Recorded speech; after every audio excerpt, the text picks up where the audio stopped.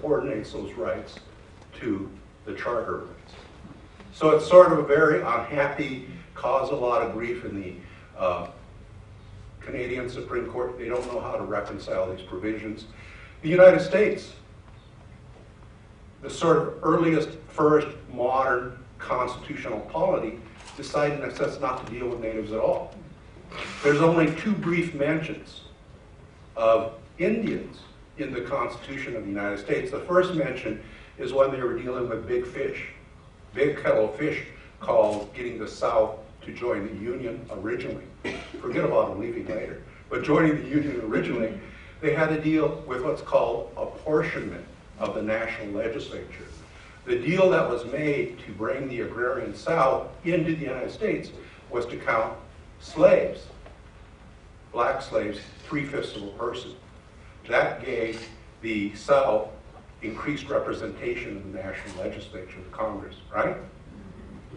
So that says, if you read it, Indians are excluded, they're not apportioned. Indians not taxed cannot be counted as an apportionment tool, right? Very big political theory argument about that yet. The second mention, also in a negative way, well, the second mention in a positive way is the Indian Commerce Clause that gives Congress the power to regulate commerce among the tribes. Very famous. We can go into long-winded detail about how that's been interpreted by the Supreme Court. The sort of final backhanded mention of Indians is the 14th Amendment to the Constitution. Remember the war? Remember dealing with the South again? Remember Reconstruction? Sad story of Andrew Johnson, who tried to do the right thing but didn't know how. The Reconstruction Amendments, the 14th Amendment, basically conferred citizenship on the freed black slaves under the 13th Amendment, which were freed, indentured servitude outlawed, but Indians were excluded from the 14th Amendment because they didn't want to deal with it.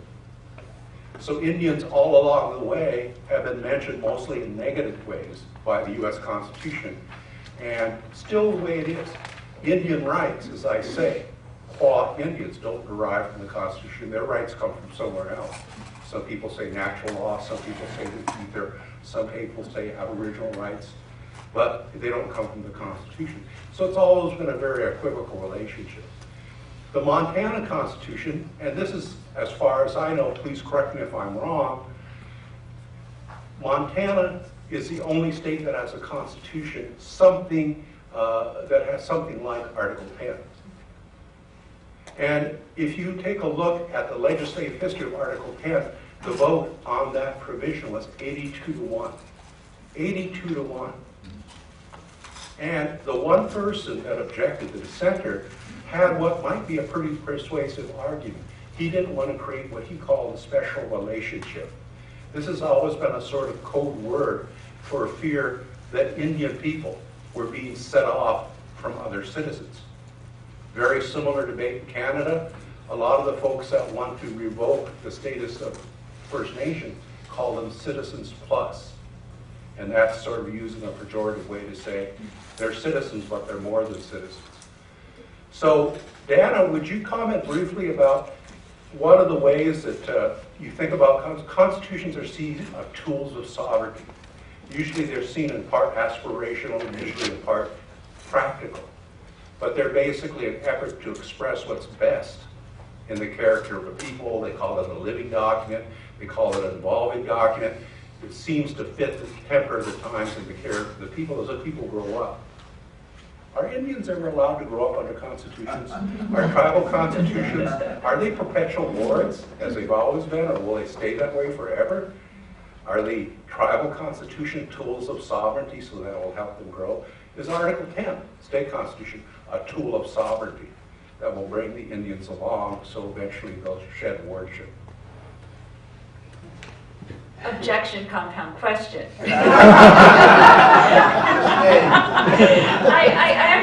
I really don't know where to start with that, except to say that I get all the time when I'm in Indian country. Great. I'm glad you think your search and seizure law applies. It doesn't. And so it's always an interesting opening line for some of the constitutional conversations on the reservation. First of all, the relationship that Indians had with the federal government predates the Constitution. Secondly, you know, tribes were basically handed down constitutions that look a whole lot like the U.S. Constitution in 1934, which was during the era of Reorganization Act. And at that time, a lot of the tribes, and all in Montana, were basically given a model of constitution that looked a lot like the U.S. Constitution that they were told they had to organize under. And as of today, many of those tribes have amended those constitutions with secretarial approval, the Secretary of the Interior, and most of the time those amendments have had to do with membership. The exception is Crow, who has I believe it was, I wrote this down recently, 2001, came up with a constitution that is uniquely different than the 1934 Indian Reorganization Act constitutions. So a lot of the same provisions that provide us protections here in the United States can be found under the 1934 Indian Reorganization Act, but more importantly in the Indian Civil Rights Act in 1973, if I'm not mistaken. 68, listen to the professor, that passed which basically gave all the Bill of Rights, most of the Bill of Rights, except some notable ones, to the folks living on reservations. So all of the tribes in Montana have tribal constitutions. A lot of people aren't happy with what they look like. And a lot of times there are impressive attempts to reinvigorate some of the more historic governing entities, some of the more traditional entities, notwithstanding the IRA constitutions. And you can see that, for example, Rocky Boys Indian Reservation has done a pretty impressive effort to have what they call the Peacemaker Panel. And so even though their judiciary is set up a lot like the United States in terms of division of labor amongst branches, they're definitely trying to reinvigorate the power of the elders in making decisions, particularly when it comes to the youth. And I find that very interesting, and I have to get a lot more educated on that myself regarding how that's working and how it all fits in with what we're trying to accomplish from the United States perspective, even though I'm not here today speaking on behalf of the United States. So I don't know, Ray, what do you think? Did I answer your question? No, I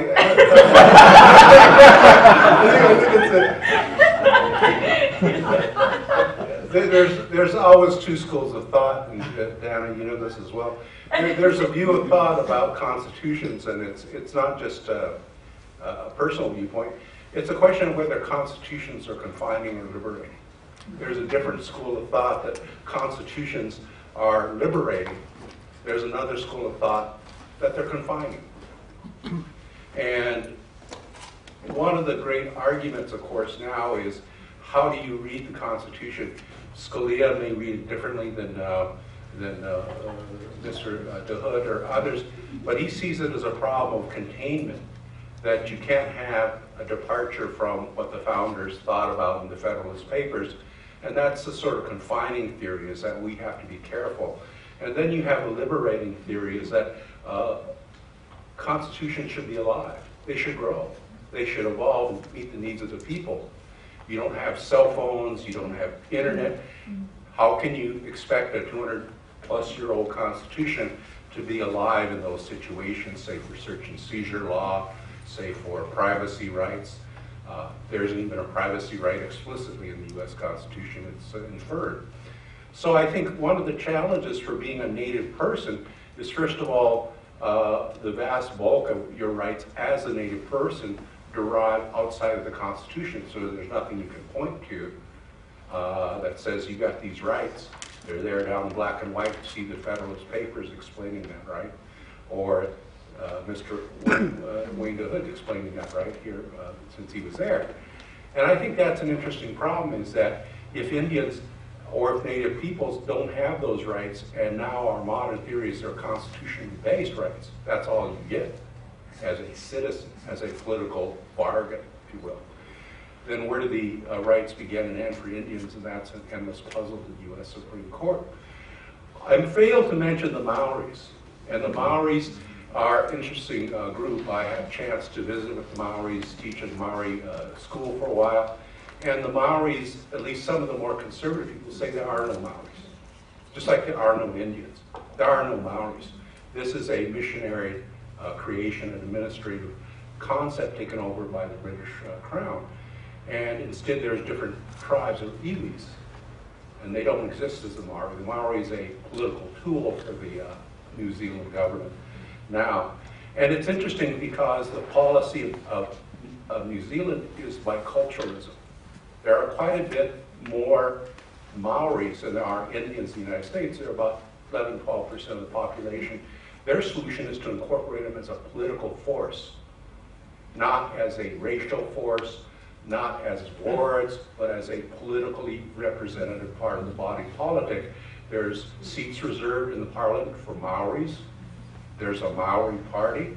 The government relates government to government from New Zealand side to Maori people, not individual tribes.